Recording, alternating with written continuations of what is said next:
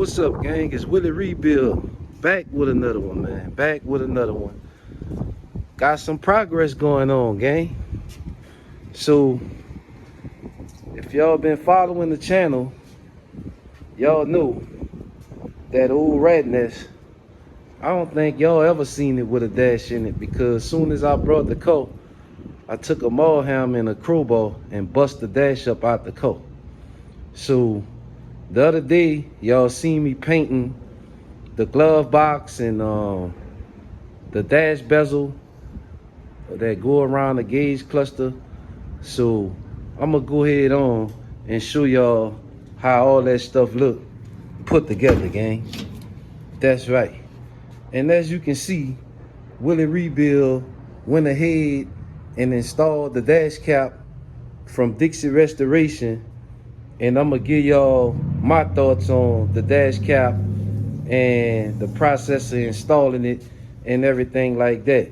But the first thing I'm gonna get to is the glove box. Now, I took this knob off to paint it, and in the process of doing that, I don't know, the knob is kind of loose and stuff. And not just that, I made a mistake and dropped the glove box and cracked it. So I probably changed the glove box down the line. You know, it's all right for now. Ain't nobody gonna see that crack unless I tell them about it. But as you can see, glove box open and close, because a lot of guys talk about that, the glove box, when you put the dash cap, that the glove box don't open and close no more. But as you can see, it open and close. It got a little spot right there where it's kind of catching, but that ain't no big deal. I can adjust that a little, and it's a good situation. But as you can see, the dash cap is looking pretty, gang. Let me walk around to the other side and let y'all see. Now, when you installing this dash cap, when you buy this dash cap and install it, now you gotta remember, gang, you get what you pay for at the end of the day in life. You get what you pay for. So if you really looking at the dash cap, at the dash hard, you know, if you one of these picky type of people and you really looking at it, you can tell that it's a cap if you really looking at it.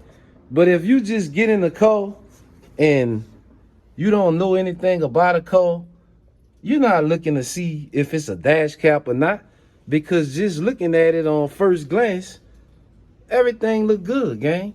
Especially when your dash was in the condition that my dash was in. Everything, it looks good. But if you a car guy and you a nitpicker and you really look at it, you can see that the dash is a cap.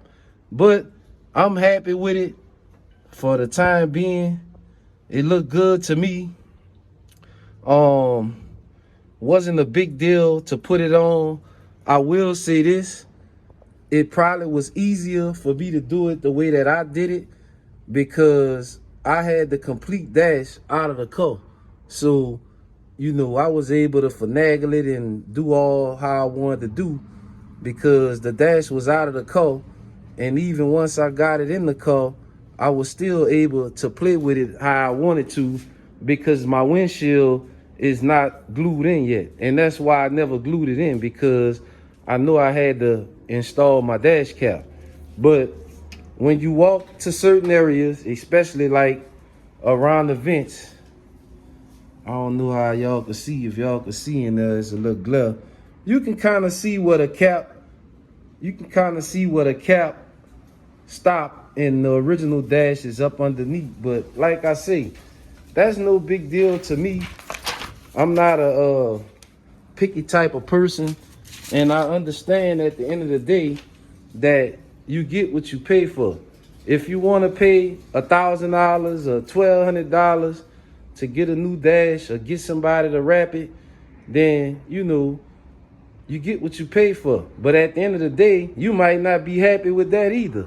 And that's the way I was thinking. I was like, man, if I go pay all this money and get this dash wrapped and stuff, I still might not like the outcome. So when you do it yourself and save money and it don't turn out the way that you wanted to turn out, you can't get angry with nobody but yourself. And that's what I did, gang. I went ahead and installed the cap myself. But we got another situation going on. See, that's the way this works. You take one step forward and then you take a step backwards. So I'm gonna show y'all the situation that I got right now.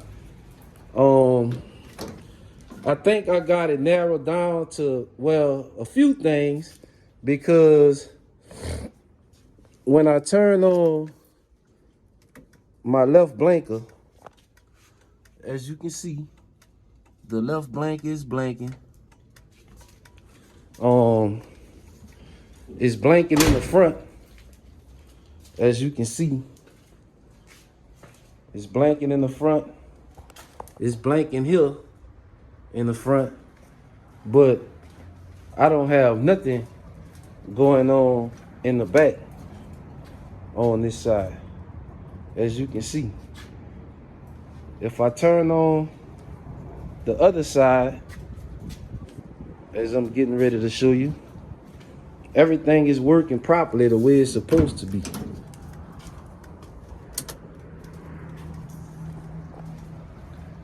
Come on this side, you see the blinker blinking in the back. See the blinker working in the front, but we ain't got nothing in the back on the driver's side. If I turn the flashes on, same thing. If I press the brake, same thing. That tail light, it don't want to light up on that side. Now, if I turn the headlights on,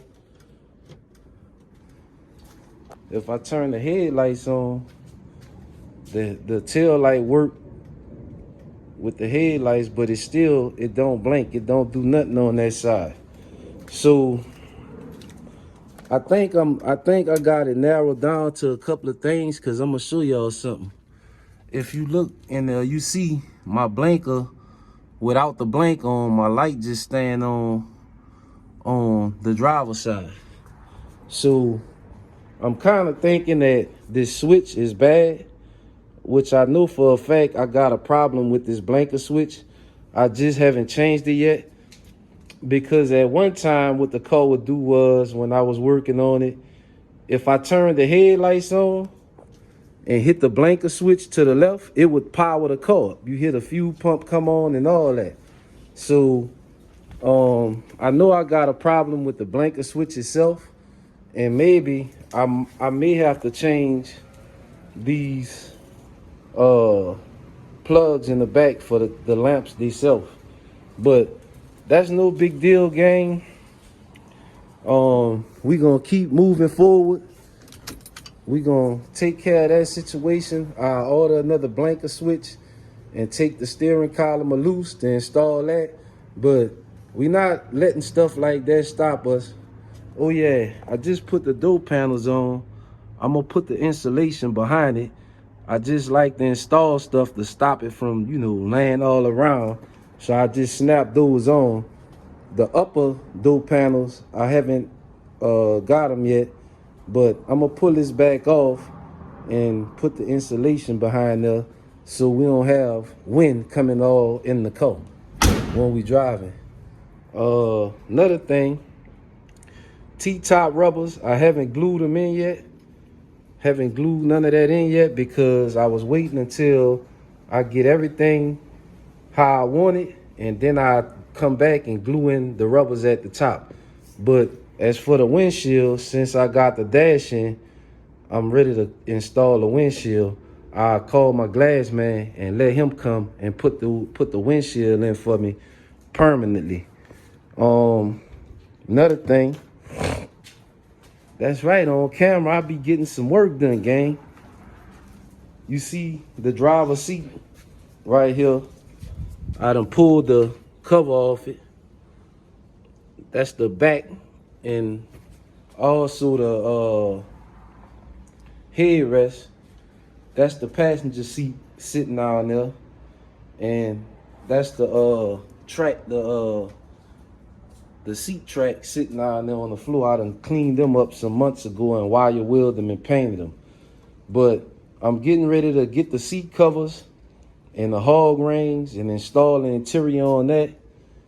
That's the back seats, the lower and upper back seat. I'm gonna do all that myself, give y'all a video on that.